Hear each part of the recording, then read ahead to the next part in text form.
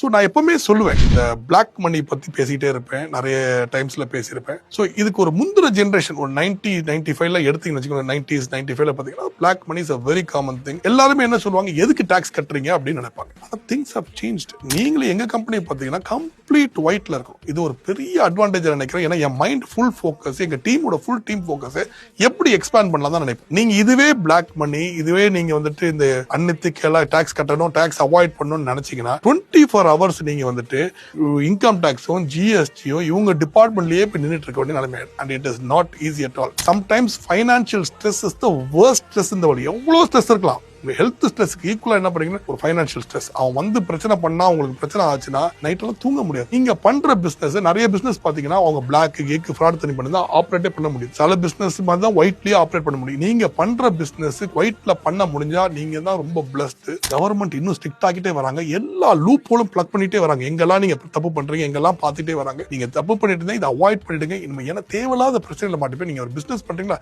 எவ்வளவு எத்திக்கலாவோ ஒயிட்லயும் கரெக்டா ரன் பண்றீங்கன்னா இந்த பிரச்சனையே கிடையாது.